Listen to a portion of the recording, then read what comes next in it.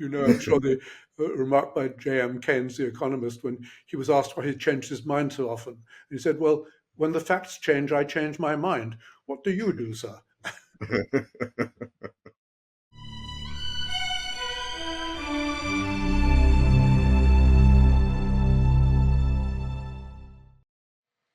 Welcome to Closer to Truth Chats. I'm speaking with Nicholas Humphrey about his challenging, ambitious, original new book, Sentience, The Invention of Consciousness. Nick, it's great to see you. It's been over a decade since we last discussed consciousness. What's been happening in the field, and how does sentience contribute? Well, in a way, I think the field has been rather retrograde. A lot of the ideas which we were very confident about 10, 15 years ago are being challenged from the left field by the panpsychist movement, which has become so popular under a lot of different headings, with integrated information theory, with quantum field effects and so on, David Chalmers's dualism.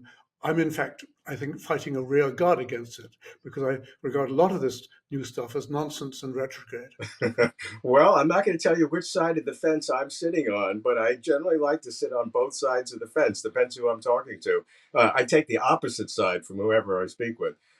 You contrast your changing perspectives on the problems of consciousness with the unchanging perspective of your good friend and our good friend at Closer to Truth, Dan Dennett. In the course of your own research, first in neuroscience, then in animal behavior, you said you've seen things that have changed your perspective even more than once. You say cutely that Dan has been rather proud of having stuck to his guns, and you are proud of being a turncoat. So what coats have you turned? Well, I should say from the start that Dan and I have always been materialists. So in that sense, we're wearing the same coat, and I'm sure always will do. What I meant by that was not so much I've turned my coat, but I've turned it inside out several times to wear it the other way around. I started off by thinking that social intelligence was the main clue to understanding consciousness. I pulled away from that because I couldn't see how that could deal with qualia. I spent a long time arguing for a new theory of qualia, but eventually when I was trying to think of why qualia would have evolved, I returned to the idea of the phenomenal self as the chief driver of social psychology in animals like ourselves. Yeah, I thought that was one of the great contributions of the book, precisely that, the phenomenal consciousness, how it deals with social issues and the nature of the self. We're going to get to all of that. We're going to focus on the core of your theories of consciousness, what consciousness is, how it evolved, which creatures have it. But first, let me introduce you properly. Nicholas Humphrey is a theoretical psychologist known for his work in the evolution of intelligence and consciousness. Emeritus professor of psychology at the London School of Economics, he was the first to demonstrate the existence of blind sight in monkeys. He then studied mountain gorillas with Diane Fossey in Rwanda, proposed the theory of the social function of intellect, and investigated the evolutionary background, this was fascinating, of religion, art, healing, death awareness, and even suicide. His most recent books, prior to Sentience, are Seeing Red and Soul Dust. Nick, what struck me about your book when I first got it was that loaded word in the title, invention, the invention of consciousness, not the essence, the mystery, the meaning, or whatever of consciousness, but the invention of consciousness. Now, in mathematics, we like to distinguish the philosophical difference between math being invented and math being discovered. So is there a similar distinction with respect to consciousness? Not the discovery of consciousness by humans in philosophy or science, but the invention of consciousness by evolution. Well, I mean the invention in two different ways. One is, I think that consciousness is an invention in the sense that a musical invention is an invention. It's a play, a kind of playful uh, take on what can be done with instruments and what can be thrown out by as an art form. And I think consciousness is, in that sense, an extraordinary invention, an extraordinary work of art. But I also mean it in the sense that consciousness has been invented by natural selection, starting from nothing. There was no phenomenal consciousness in the world until, well, we'll have to say until when, but certainly there wasn't any at the beginning of life on Earth. So it came into being because of the creative power of natural selection. And also in the book, I invent things in a different way. I try to go back in history and not I don't try and deconstruct consciousness as we experience it today. I go back to the beginning and try to invent it from scratch.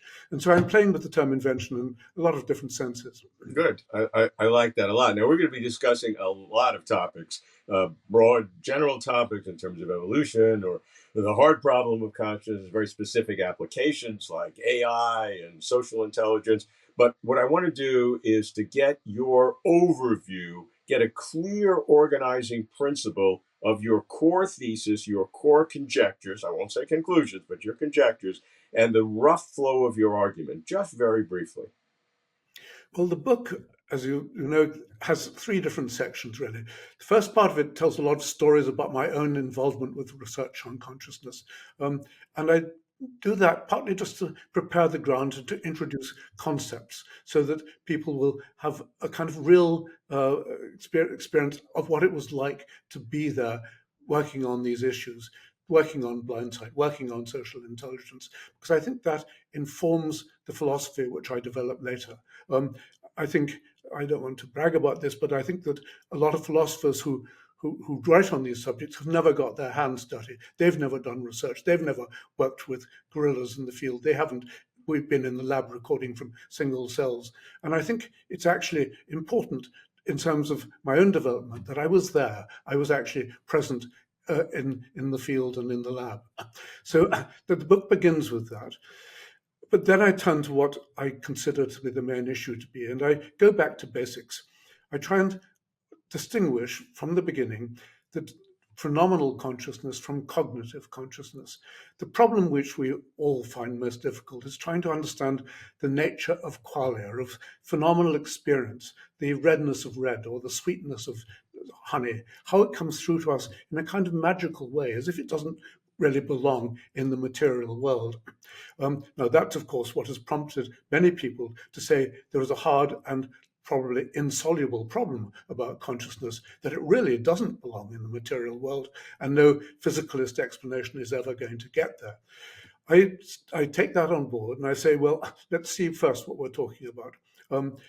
We're talking about something very special, and it is the phenomenal feel of sensory experience.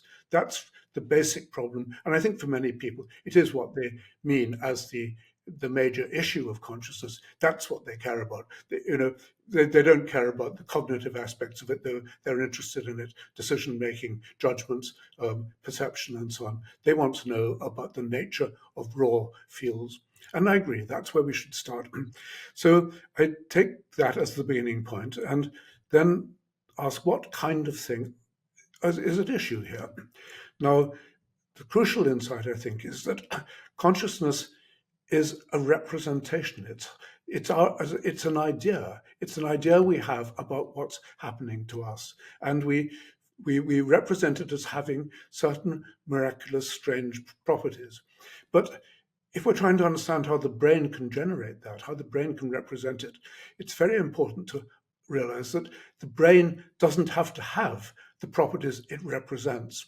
When we represent the color red as having the qualities of red sensations, of red qualia, it doesn't mean that anything in the brain actually has those properties. It means that the brain is telling a story about something which could, in principle, have those stories. And I think the notion of a story is actually crucial here. I mean, the brain is providing, in a sense, a text, which it then reads in order to arrive at a certain picture of the world. But just as the text of Moby Dick doesn't have to be white or whale-like in any way, it just has to represent those qualities. So what's going on in the brain has to present the brain with this representandum, which can then translate into the terms which we marvel at as being the experience of phenomenal consciousness. Okay, we will go through this in detail, but I want to start digging in now. And the first place, I'm going to again start with the title, because you have two words in the title. You have sentience and consciousness. And I think it's important to distinguish how you are using those terms, because they're not synonymous. And people can have different feelings of which one is the superset, which one is the subset. Can you be one without the other or the other without the one? So give me a precise definition of those two, because that's critical to the whole argument. Yes, and I think a lot of people don't make the distinction, which I think is crucial, between consciousness, which is simply is self-awareness. It's the ability to reflect on what's going on in one's mind and report to oneself, and also through words and other means to other people around us, to make it clear we know what's happening inside our minds, the structure of our thought, the structure of our decision making. That's the overall concept. And I actually think it's a clever trick which was invented a very long time back in evolutionary history. I think animals were conscious in that sense. They had this kind of internal picture of their own thought processes before they became sentient. That's in contrast to what most people would say, which is that they think of raw feels and phenomenal consciousness as being primitive. I don't think so at all. It's not raw, it's thoroughly cooked. And in fact, it represents one of the high points, or the high point of evolution. And it came relatively late. So what I try and do is to drive a wedge between these two concepts and say, yes, there's consciousness, and lots of animals in the world are probably conscious, and lots of machines soon will be conscious in the sense of having this insight into their own minds. And it'll be crucial for their ability to make decisions and make rational choices and so on. It's a clever trick. It was invented by nature a long time ago, probably involving some kind of global workspace, and it'll be repeated in machines as we adopt the same tricks and go on there. Your distinction between sentience and consciousness is really important to understand your whole thesis, because frankly, if a priori going in, my sense of being sentient was having the capacity to sense things, whereas consciousness, in my own sense, was phenomenal consciousness. So I would have sentience being the larger category of any amoeba that reacts to the environment, and consciousness being the phenomenal consciousness.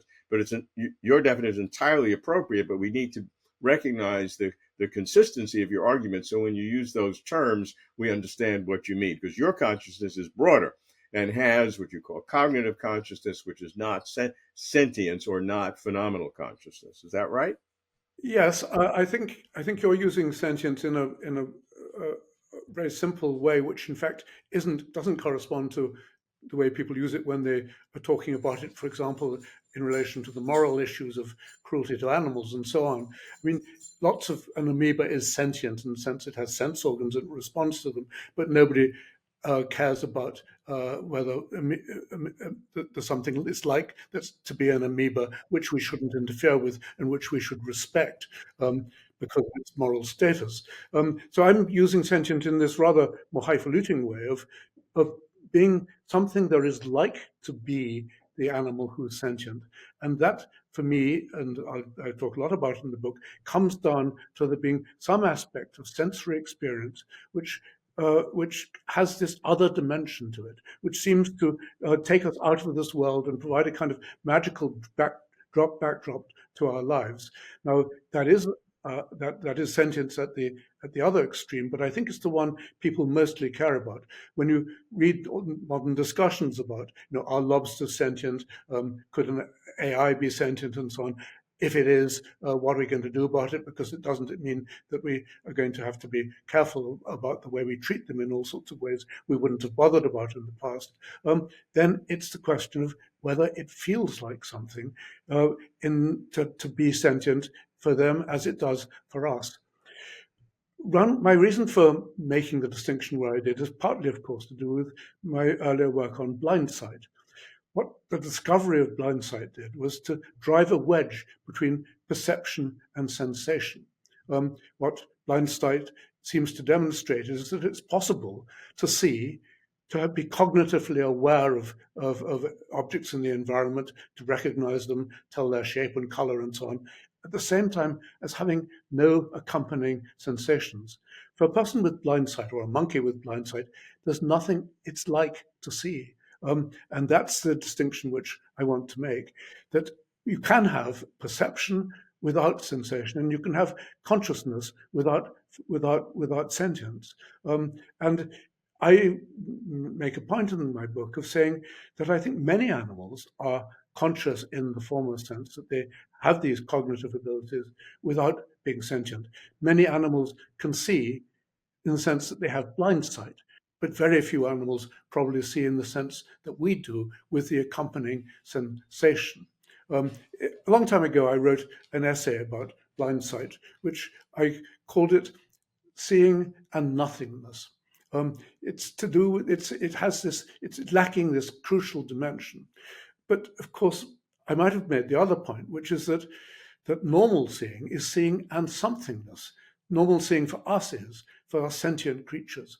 And the question is, what is this extra somethingness? And what other animals, what machines could possibly be experiencing it?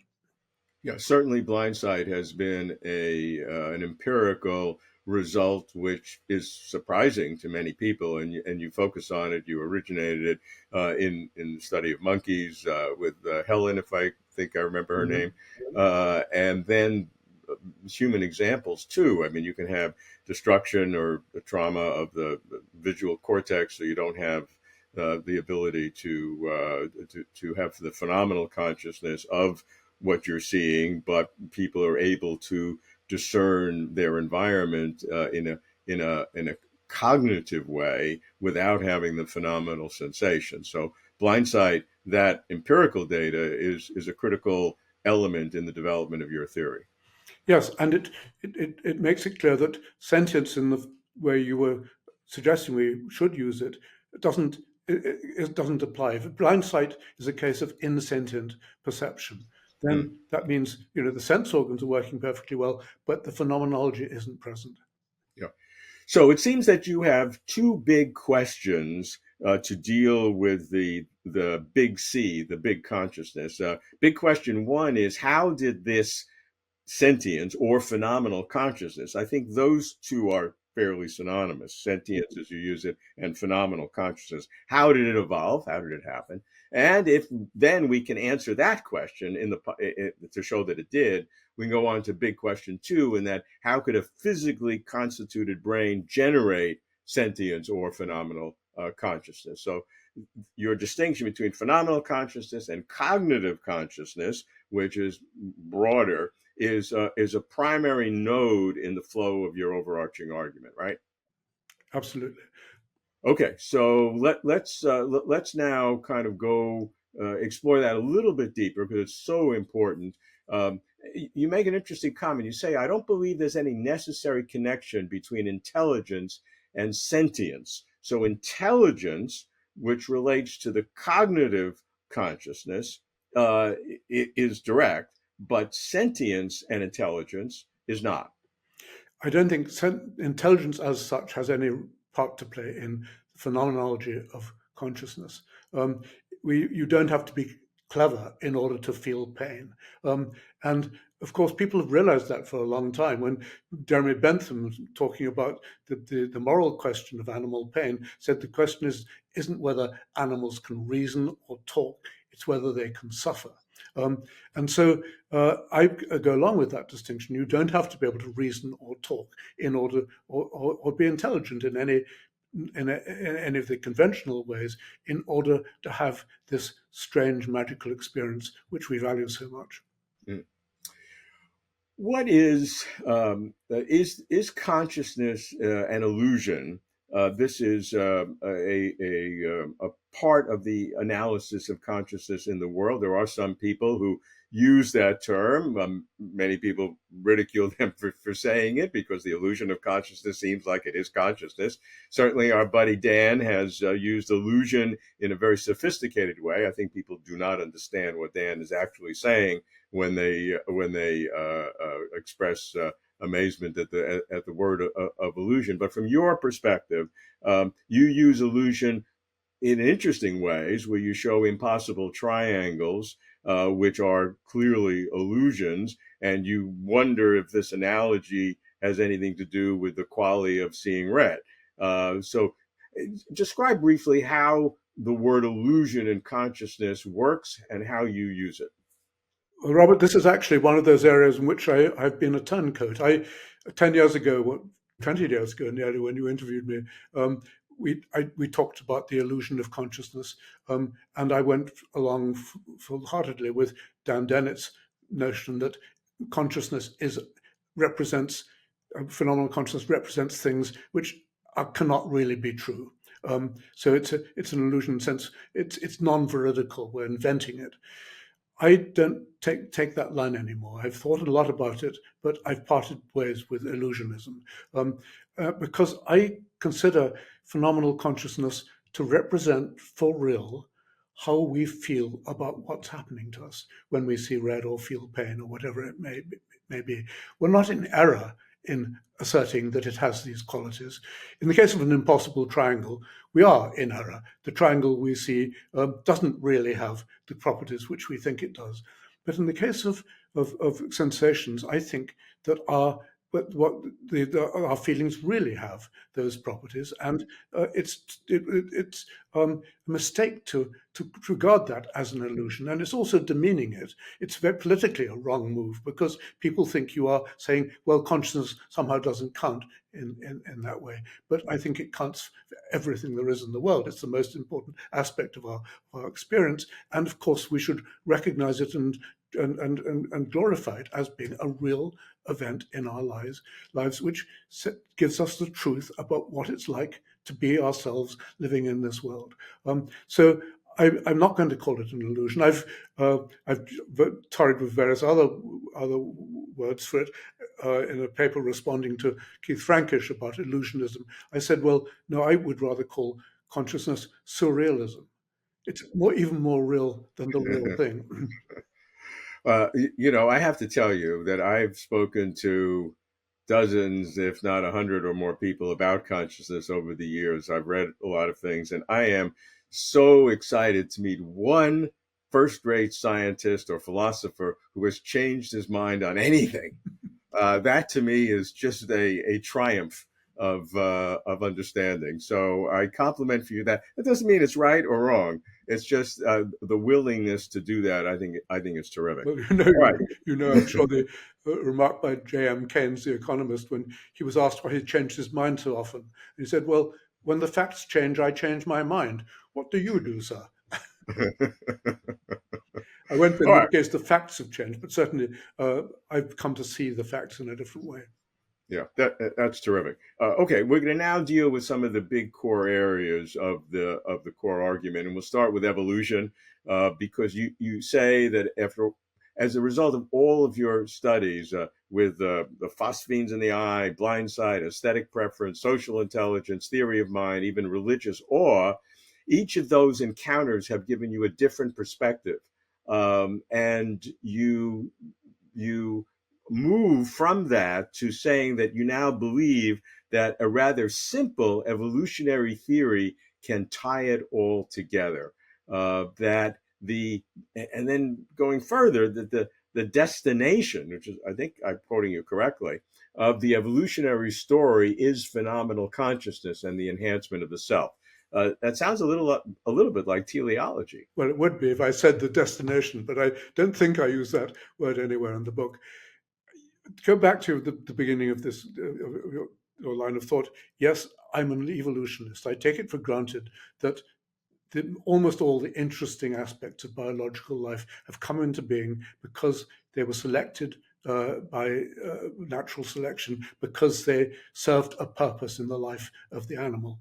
Now, that's at once puts me at odds with a lot of philosophers who write about consciousness, because I assume that consciousness has a function. It changes the life of the animal which has it, and it changes it to give it a greater chance of surviving and reproducing, so that the genes which generate consciousness in development will be passed on to the next generation. So this puts me at odds with philosophers like David Chalmers, for example, who've argued from a long time back that consciousness is actually entirely private. That we can't really ever know whether somebody's having that kind of inner private experience, that there could be unconscious zombies living among us who would, without having any inner experience, without there being anything it's like to be them, nonetheless would behave in every way in the same way as conscious human beings do. Now, evolutionary theory tells us that just can't be right. If it was so, consciousness could not have evolved. And we've no other explanation of how it's come into the world unless it's evolved. So I take it for granted that consciousness has to have a role in the life of the creature who possesses it.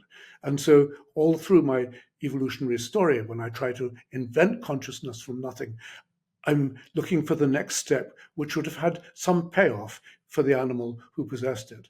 And I build that up slowly from just the beginning, the value of simply being aware what's happening at the end and how one responds to stimuli, to all the way up to how this begins to go further than just representing stimuli as such, but representing how we feel about those stimuli, and how that goes on to have yet another dimension, which gives it this new and interesting qualities, which I think are the basis for selfhood.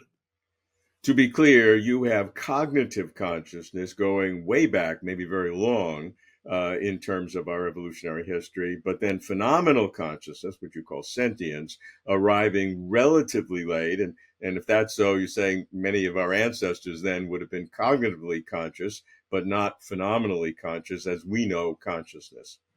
Yes, I mean, we talked earlier about whether you need to be intelligent to have phenomenal consciousness. I don't think you do, but you certainly need to have a particular kind of brain. I don't think that phenomenal consciousness could be generated by a very simple brain, the brain of an amoeba or even of a dragonfly. It requires a brain which is capable of generating a certain rather special kind of internal looping activity, which can go on to become elaborated in extraordinary ways, which we recognize as being phenomenology. Now, that's one reason for saying it came relatively late, but the main reason is that, as I just said a moment ago, I think consciousness must have a function, both cognitive consciousness and phenomenal consciousness. Now, why I can see a function for cognitive consciousness going very far back. Dragonflies and bees and lobsters, I'm sure, all need to appreciate what's going on in the world and to make decisions and so on. And they very likely have some form of cognitive consciousness. They need it because it makes a difference to their lives. What would not make a difference to the life of a lobster or a dragonfly, or a frog, I think, for that matter, would be having this additional dimension of experience. And so that's what I concentrate on in the book in the second half, both to say what it turned into and why it mattered. And then I look at the evidence that only certain animals actually seem to have this sense of self, which is generated by phenomenology of consciousness. Okay, this is important, and that'll be the third part when we talk about what animals have or have not do not have phenomenal consciousness.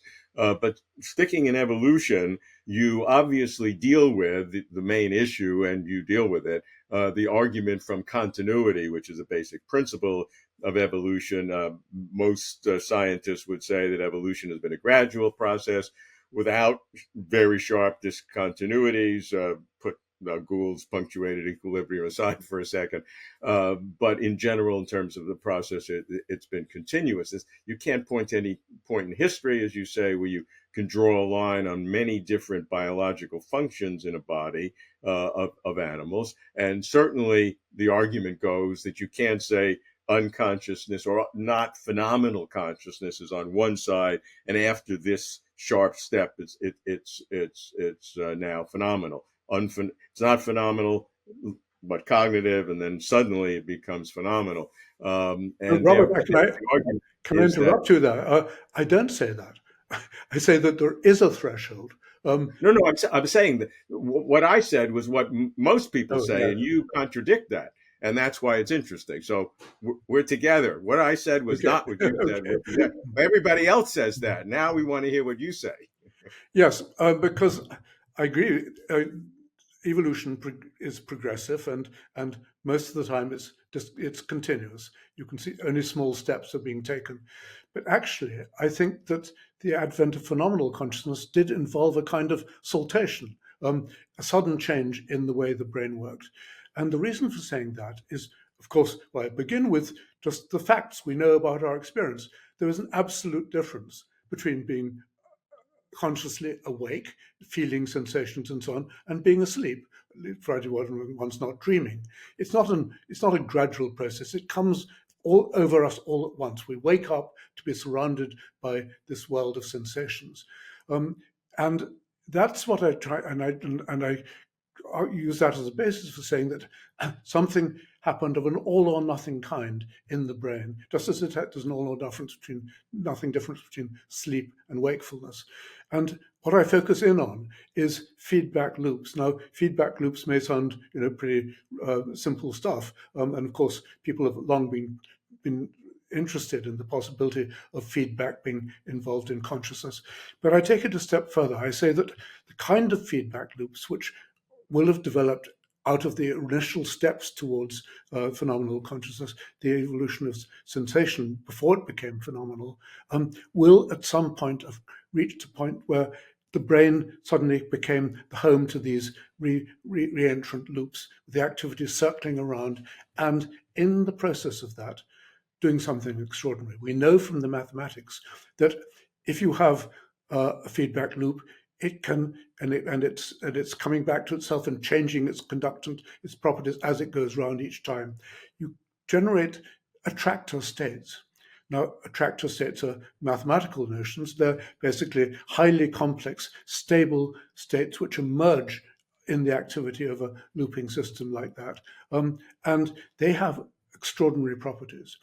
An attractor state generated by a simple feedback loop can have not just one or two or three dimensions, not just 100 dimensions. It can have an infinite number of dimensions. Okay, so we're going to talk about the feedback loops and the whole approach to how you generate consciousness in the next part. I want to keep focusing on the evolutionary part, which you're saying that it can be a step function event because of the what it was needed to create that.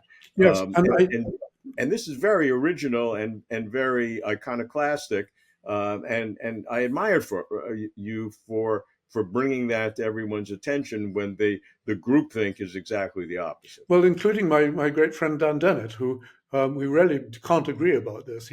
He's always said that consciousness comes in every possible grade. I mean, from hemi, demi, semi consciousness right the way up to the conscious experience which we have, phenomenal consciousness that we have.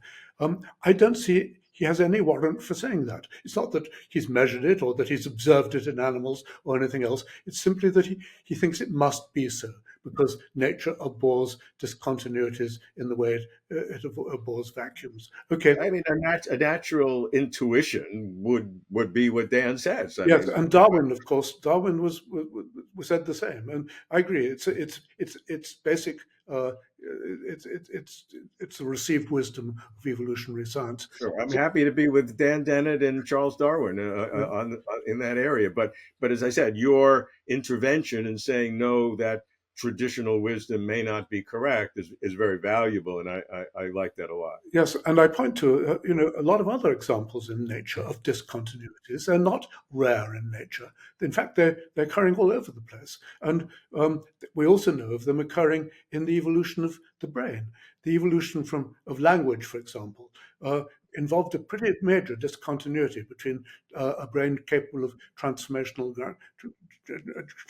grammars and one which was just working at the level of gestures and symbols. Sure. And that's controversial. We've talked to Noam Chomsky, and that's of course his view that it was a step function occur. Other people would disagree with that in certain ways, but it's a critical point in the whole discussion of consciousness. Indeed, it's critical to evolution too, because it's recursive. If you are right about phenomenal consciousness being a step function event, that impacts the whole nature of evolution itself. So, very significant kind of point. It also impacts the moral argument, because of course it means that we shouldn't expect to have different degrees of concern about all the different levels of phenomenal consciousness in the animal kingdom. If there's a real absolute difference between those who have it, let's say it's going to be chimpanzees and monkeys and pigeons, and those who don't, like lobsters and earthworms and so on, then we can make a basic distinction in how we treat them. Now, you'll read in the literature of animal ethics that now, people are increasingly worried about our locust conscious. If we farm them for food, for example, do we need to introduce the notion of locust rights? And just as we might have, of course, and we should have chimpanzee rights, we don't want to farm them for food. But the argument makes the assumption that there's this continuity all the way up, and we should be concerned all the way down.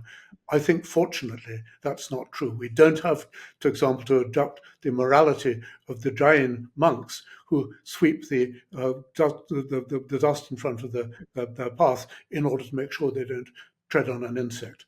I've got no compunction about treading on an insect. I don't think insects are phenomenally conscious.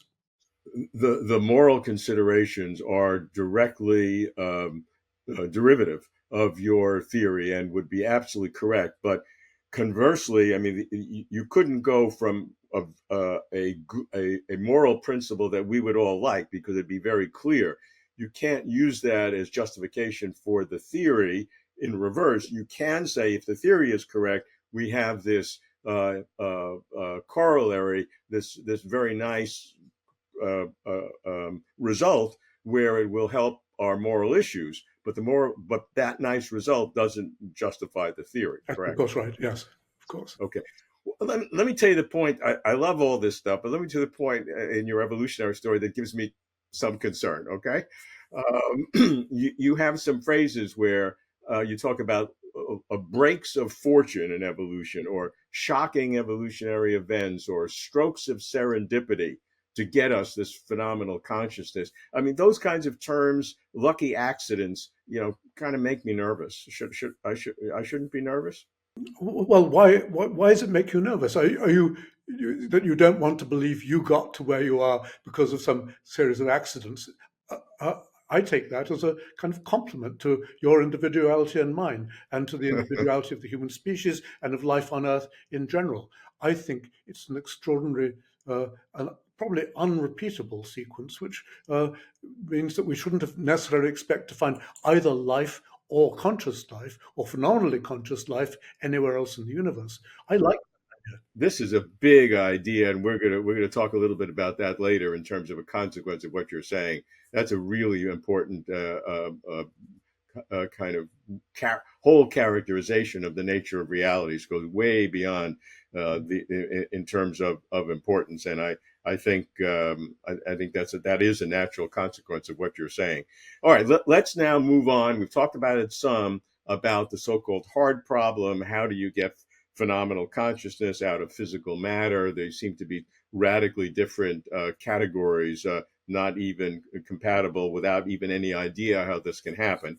And you've begun to describe it. I'd like to move a little bit back, because an important point that you make to begin the discussion of how you get sentient mentality out of physical matter is to distinguish between the so-called neural correlates of consciousness, which is what Christoph Koch works on.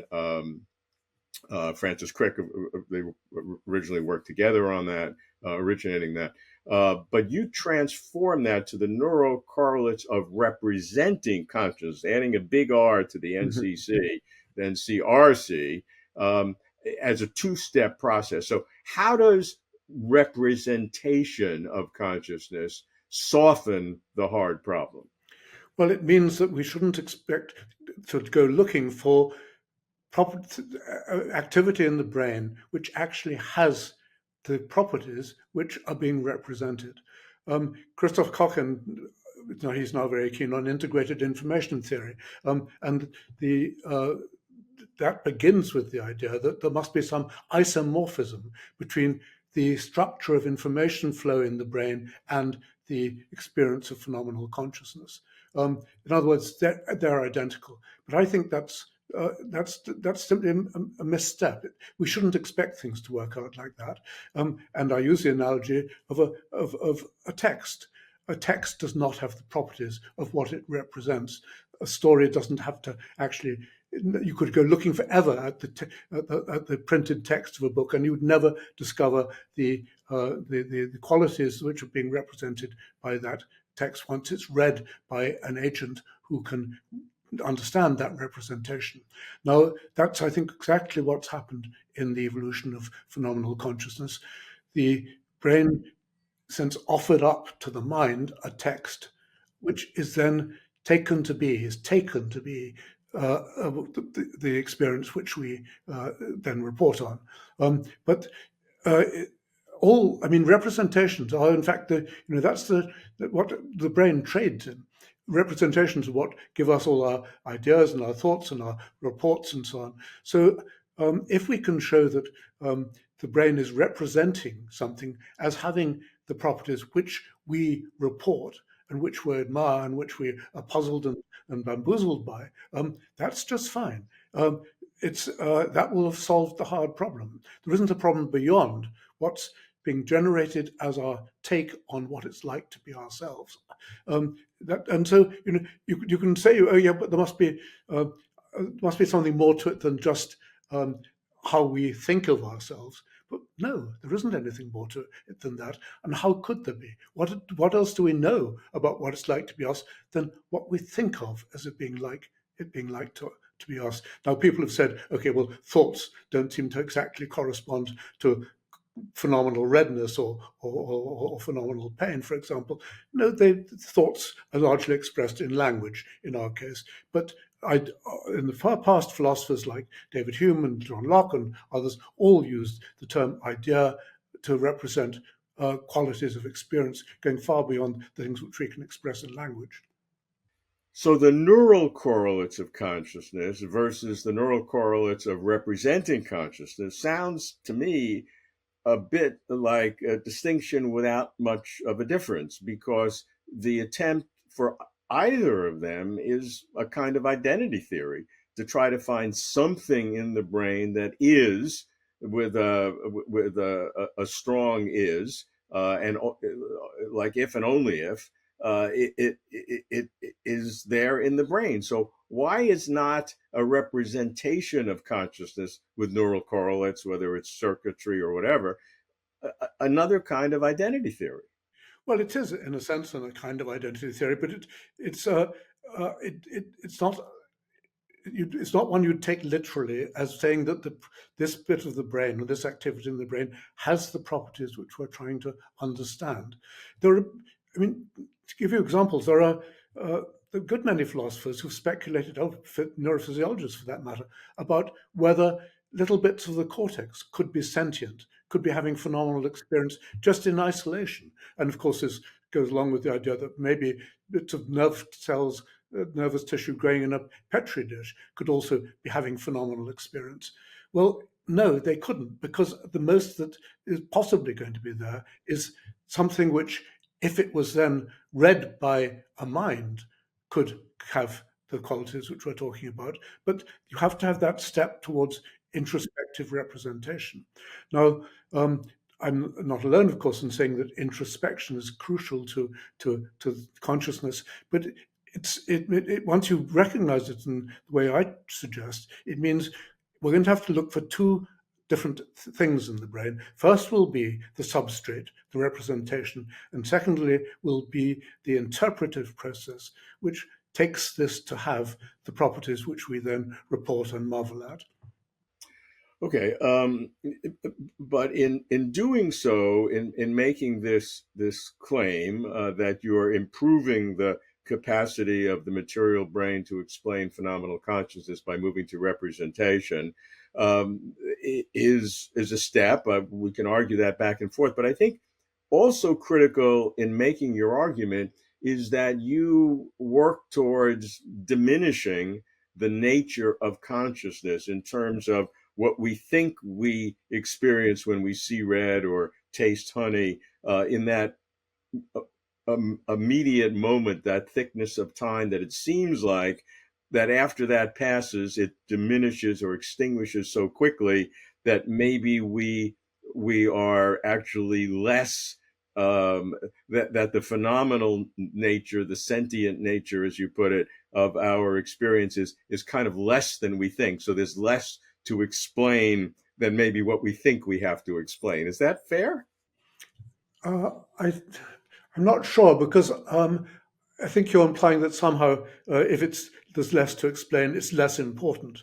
Um, No, no, no. It's I, just I, maybe I, easier, not less important, but maybe easier to explain. Makes your task, your materialistic task, a little bit easier. The task I see for a materialist is to explain why people come up with the reports about what it's like to be themselves, to experience sensations with that they do, and why their lives are affected by it in the ways they are. Um, in other words, I want to know what the function of these representations in the brain is.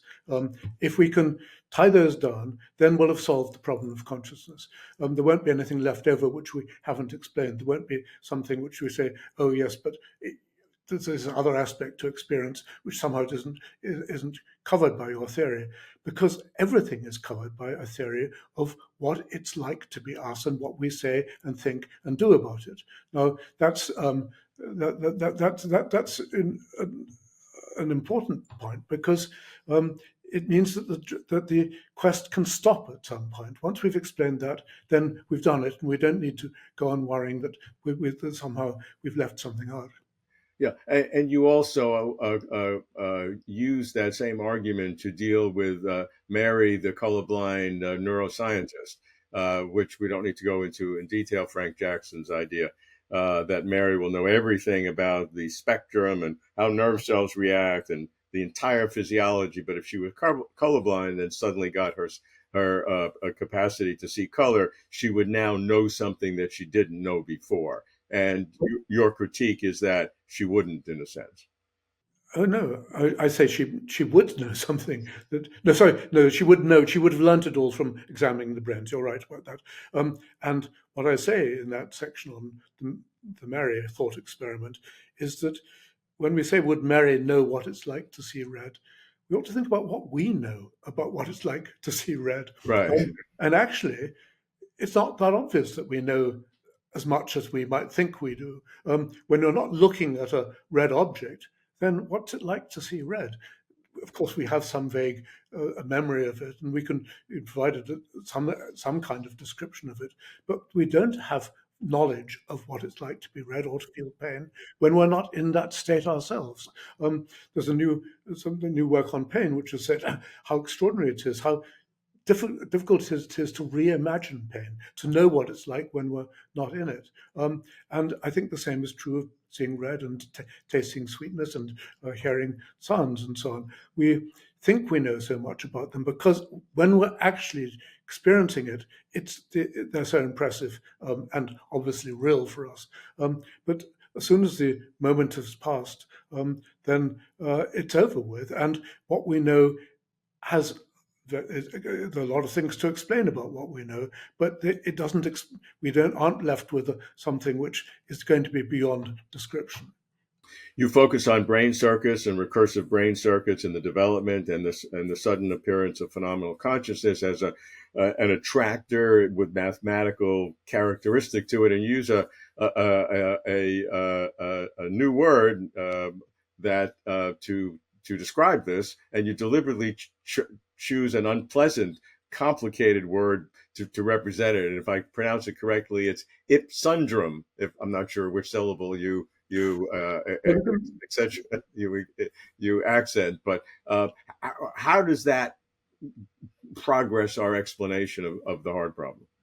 Well, the term ipsundrum I take from conundrum, and I think to go back to the example of the original impossible triangle, Richard Gregory, psychologist, many years ago, made a real model of the impossible triangle out of wood. And it turns out that this object made of wood, it's a very peculiar shape. If you look at it from just the right point of view, it seems to have impossible properties. Now, Richard Gregory agreed with me that a good word for that impossible object would be the Gregundrum, called after him.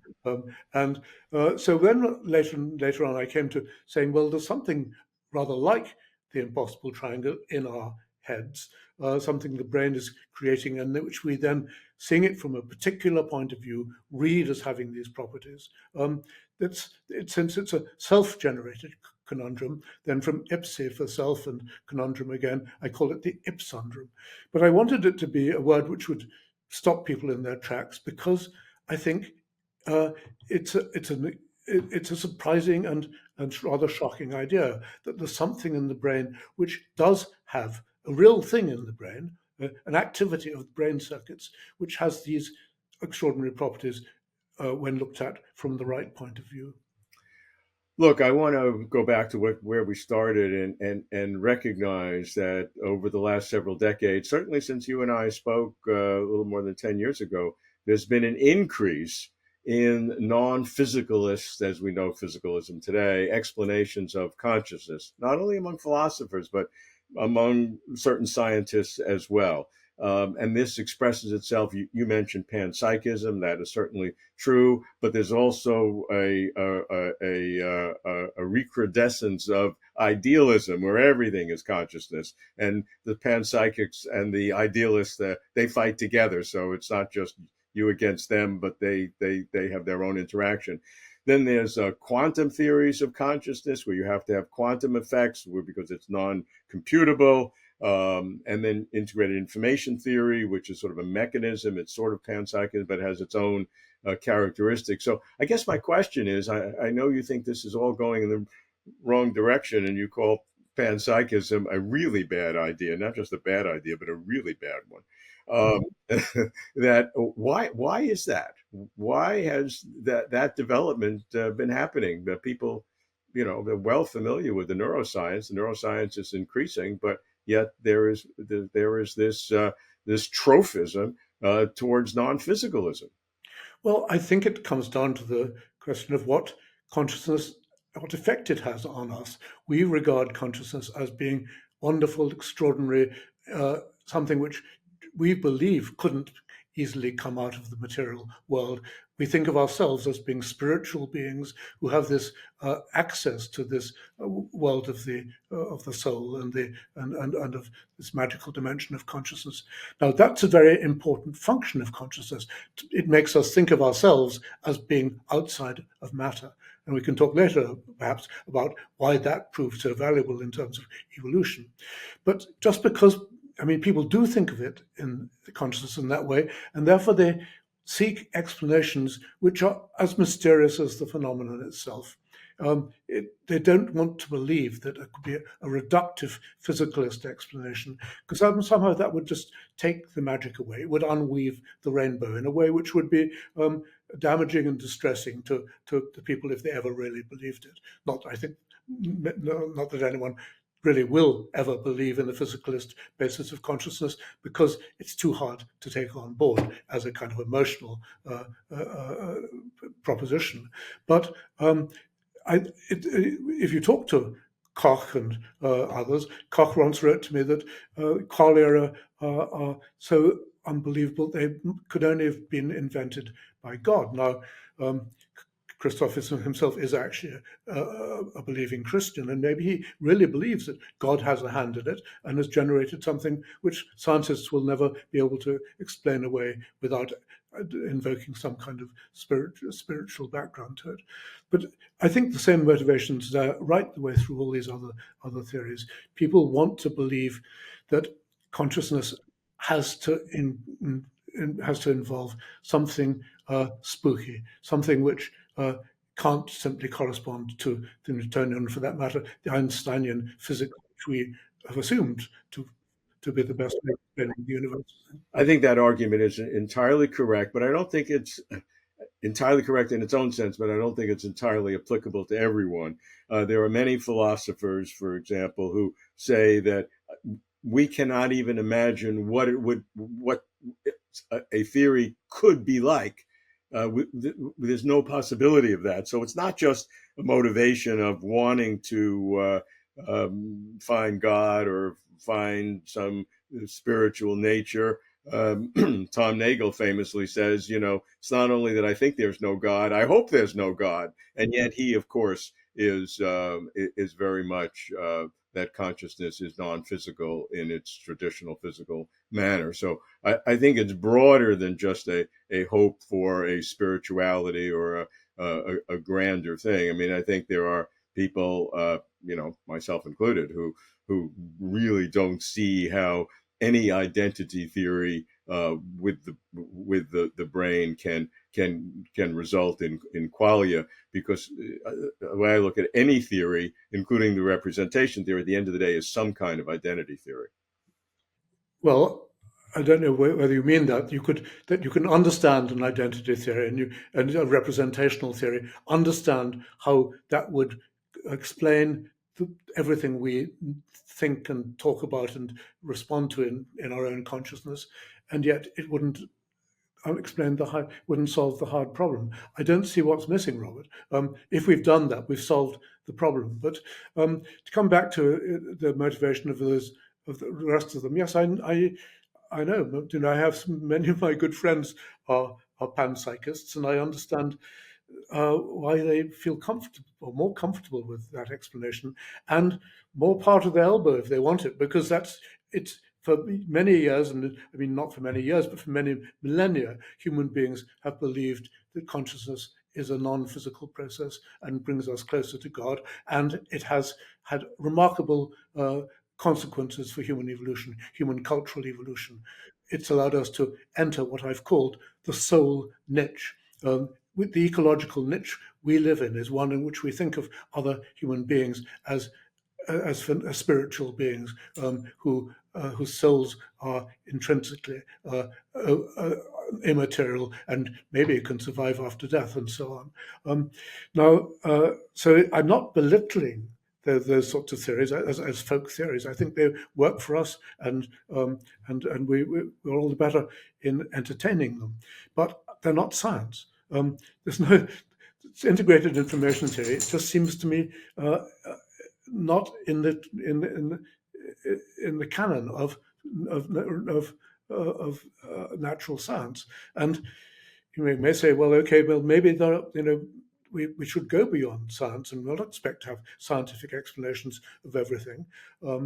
I would say, okay, let's at least give it a try. And what I've been doing for the last 50 years is been giving it a try with every resource which I can find in physical science. And I think that's terrific. And I think your contribution is extremely important, especially because the trend is in the other direction. Therefore, what you're doing is a major contribution. In fact, you say a strength of your theory makes certain kinds of predictions, that it rules out semi-sentient creatures, and therefore has a sharper division than most people, most scientists, or most philosophers would see in terms of the nature of consciousness. And therefore, you conclude that consciousness or phenomenal sentience is restricted to only certain categories, and you single out mammals and birds for that, and see various kinds of sort of non-cognitive consciousness beyond cognition for curiosity or hunger or calories or sex or something that would be part of the cognitive consciousness of creatures, but you see the phenomenal consciousness being restricted to mammals and birds. Robert, don't get me wrong about what I think the end result of this evolution is being. I say in the book that the phenomenal consciousness is such a sublime invention that if it was ever lost, the universe would be severely diminished. It is an extraordinary and unexpected, and in a sense, it's easy to believe it, a God-given development in the history of life. But that's my valuation of it, but it's not my explanation of it. And going back to the question of which animals I believe, in fact, have gone that way, I was looking for a point at which we might think there would have been a discontinuity. Has something happened in the evolution of vertebrate or animal brains in general, where a stepwise change occurred in the course of evolution? Well, there is one. It's the advent of warm-bloodedness. And people haven't taken seriously what a change that was. I haven't seen any account of what the effect on the brain must have been of suddenly increasing a temperature of the body and the brain from, let's say, 10, 12 degrees centigrade up to 37 degrees centigrade. The effect would have been that nerve conduction speeds would have perhaps have tripled. Suddenly we'd have a brain working 3 times as fast as anything in history before that. Now, that gives me a possible explanation of why there should have been a step change in actually these internal loops in the brain, in the generation of attractor states. And then along with that, I thought, well, okay, what else was changing in the animals' lives? And of course, what was happening when warm-blooded animals evolved about 200 million years ago, but suddenly they were freed from their physical environment. They became independent spirits in a way they'd never been before. They could leave behind the constraints of the physical environment and temperature and so on, which had dogged them for all their earlier history and evolution. So at that point, I think, the notion of selfhood and individuality and free will and ability to be oneself and to be independent of the world around us, which is a core notion of being oneself, would very likely have emerged. And of course, once we attributed that to the other creatures in the same state as us, who also were flying and dancing and running around suddenly with this new independence of the physical world, I think that would have given the function for the brain taking on these new states, which had suddenly become available because of the increase in temperature of the brain. As I said in the book, as cometh the mind, cometh the brain. Let's go on to some very specific topics that are related to your theory. I want to get your sense. We've just a little time, so just very quick comments to a few of these. Let's start with the hot topic of the day: artificial intelligence, AI, consciousness. Will AI ever be really conscious? Well, I mean, of course it could be. Whether we will go that way in terms of engineering AI, I'm not sure either that we will or that we should.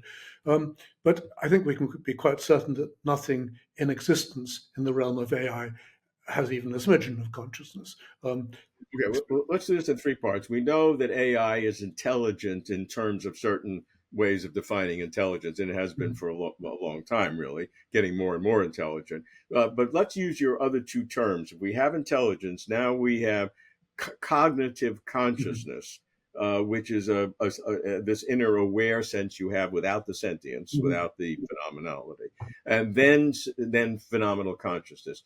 Are those 2 step functions, and you're saying both can be engineered, Well, or only the cognitive no, part? I think in principle, they both could be. I think we are all on the verge already of making machines which are cognitively conscious. It's a very good trick in terms of designing an information processing brain. And I'm sure that engineers, not necessarily copying natural selection and evolution, nonetheless will come to that idea of having a global workspace in which ideas can be observed by an inner self, which can then act as the focus for making decisions and so on. It's already a part of the architecture of artificial intelligences. Now, none of that will give sentience. None of it will create phenomenal consciousness because it won't have been designed to do that. It's essential to my theory that evolution designed phenomenal consciousness in separately and later, after cognitive consciousness had evolved. Now, whether we would want to do that for machines, it would depend what purpose would be. Most of the jobs which we give machines to do wouldn't be helped at all by making them sentient. And in fact, it might in fact even get in the way, and partly, of course, because we'd begin to have moral scruples about how we should relate to these machines. On the other hand, there may come a time when we will want to introduce sentience for another reason. And that's because we will want to make machines which can interact with human beings on a human level, which will understand us, appreciate us, regard us as individuals in the way which all of us treat other human beings. In our case, this is secondary to our being sentient and having a phenomenal self, which we can then inspect in our own case, admire and revere in our own case, and then attribute to other human beings as well. I feel, therefore I am. You feel, therefore you are too. Now that's the way humans relate to each other. It's just possible that at some point we'll want robots to relate to us in that way, and it's conceivable that engineers will decide to take a leaf from nature's book and to introduce sentience as a way for moving them to this new. And you believe that is doable with the building some sort of this mathematical attractor, Well, this recursive circuits is an engineering task. yeah. It's not a it's not a new principles of science. No, if it's been done in the human brain and in the dog brain and all these other brains, which where it's already proved such a success, of course it could be duplicated in principle. There's no new physics involved. Okay, you don't need quantum physics. You don't need a lot of other things No. that are being postulated. Okay, let's go on. We have a couple other things. Give me a couple of sentences about social intelligence and what your theory then and reflects back on the nature of social intelligence. Well, that's a very big question, Robert. I mean, I've been writing, thinking about social intelligence for a very long time now. I came to the idea that social intelligence had been the driving force in the evolution of the human brain from working with gorillas in Rwanda, where I was shocked to find that the gorillas with their huge brains apparently didn't seem to be needing them for anything that I could see going on in front of my eyes. And then I realized that, of course, what I was missing was their social relationships, their need to make friends, to appease, to outwit other individuals in their social group. That requires intelligence of a very high order. And so that gave me the idea that actually, at least among primates, but probably many other animals, the brain evolution of the brain, and particularly the size of the brain, has been driven by the need to develop highly skilled social skills. Animals had to become what I've called natural psychologists. Now, the way we do psychology, we humans do it. I'm not talking about the way therapists do it in the clinic necessarily, but the way ordinary people relate to others is by putting themselves in the other person's place and working out what I would do if I were you. But you can only put yourself in the other person's place if you know what it's like to be you to begin with. And what you know about yourself is dependent on your being a conscious, sentient being. What comes out in the book so strongly, and I think it's wonderful, are these two big areas of research that you've developed: social intelligence from your work with gorillas in their natural habitat, and blindsight, and those two were the empirical data that you used to develop the theory. I think that's a wonderful product of the book that is that is very instructive on multiple levels and a unique contribution. And that comes out very clearly. So I recommend it to everyone to see the methodology of thinking of how theories are developed, not a cappella out of the blue, but based upon these two very fundamental areas of fundamental research. Robert, can I say it shows the importance of serendipity. I mean, I had an amazing set of lucky breaks. The discovery of blindsight. I didn't set out to do research on blindsight. I discovered it by accident in a way. I didn't set out to go and work with Diane Fossey or realize that when I was there, I would find myself measuring gorilla skulls, thinking about how clever these animals must be, and then wondering about what they were using their intelligence for. I've been astonishingly fortunate in that. Yeah, and we are fortunate that you've done that and presented in this great book. Give me a few words on parapsychology. I was surprised to find that in your book. You interacted with C.D. Broad, one of the famous fathers of the Society for Psychical Research. I've been interested in that, and I was surprised to find it in your book. Give me a few words. As you said, this all struck me as crazy. Well, I've I think, like almost everybody, been fascinated by the possibility of paranormal phenomena, telepathy and ghosts and so on since I was a boy. I mean, it's natural to humans to speculate about these things. How do all these strange coincidences come to occur in our lives and so on? And so I joined up with people who were doing research on it, including Professor Broad, who was then in his 80s, who invited me to undertake some experiments involving himself and studying caravans which were being moved around by poltergeists. So yes, it was fun. It was also terribly interesting. And out of that, I made some television programs about paranormal phenomena. And at one point, I took a research fellowship, senior research fellowship at Darwin College, Cambridge, in parapsychology. The money for that research fellowship had been given in order to promote a study of the survival of the human mind after death. Now, there was no way I was going to do research directly on that issue because I didn't for a moment believe in the survival of the human mind after death. But I had to believe, and had no problem in believing, that many people think the human mind survives after death. And so what I did was to write a book. It was called Leaps of Faith, about the psychological background of belief in survival, and which I think, and its belief in the survival of the human soul, which drives a lot of the interest in other paranormal phenomena. You end the book with a very grand vision of phenomenal consciousness in the cosmos, and I'm just going to just read some of the things you talked about because it's really a grand vision. You start by saying the chances of phenomenal consciousness having evolved anywhere else in the universe you call vanishingly small, and that the phenomenal consciousness itself is an ultimate achievement, the crowning glory of the evolutionary process that began not with life on Earth, but began with the Big Bang. And you say that it's an invention so sublime that if it were to cease to exist, which means the extinction of humanity for self-caused reasons, that would indeed diminish the whole of creation. So talk to me about that, the importance of phenomenal consciousness in the cosmos. That sounds anti-Copernican in a way.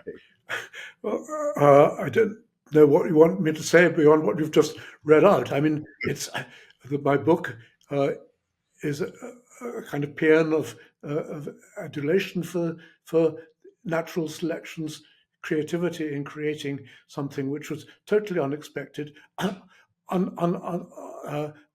unnecessary for most of life on Earth, but which nonetheless, in the particular line of animals which led to us, brought us into a different realm.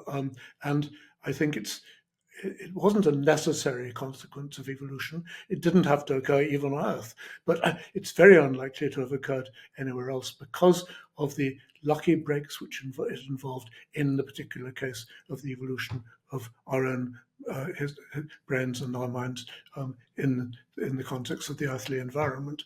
I mean, of course, I know that there is, in fact, widely accepted that the universe is so large that almost anything must have occurred somewhere else as well. But I'm not sure that's true. One-off events can occur even in an infinite universe. And I think that this one-off event in our own case is something which we should both acknowledge, but also it makes us realize the responsibility it puts on us. When I was thinking about the development of artificial intelligence with sentient consciousness, with phenomenal consciousness, I suggested that one of the reasons we might want to do it was because we might recognize that in the end, humans are not going to survive. Life on Earth is not going to survive so many billions of years to go. At some point, we may say, well, we have a duty to reproduce this phenomenon and seed the rest of the universe with it before human life itself becomes extinct, and with it goes sentience. With that grand vision, Nick, thank you very much for the book, for our conversation. I thoroughly enjoyed it. Sentience, the Invention of Consciousness, is an important original contribution to serious consciousness studies. And all those who have non-materialistic views, in which I would occasionally include myself, at least to entertain, really need to engage with this book in terms of its methodology and its way of thinking. It's an important part of the continuing approach to consciousness. Viewers can watch hundreds of Closer to Truth videos on consciousness, including Nick's 12 topic videos on our website and the Closer to Truth YouTube channel. He's in 5 television episodes of Closer to Truth with others, giving contrasting points of view. Nick, once again, thank you very much, and thank you everyone for watching. Robert, thank you again. It's a privilege to talk to you. Thank you for watching. If you like this video, please like and comment below. You can support Closer to Truth by subscribing.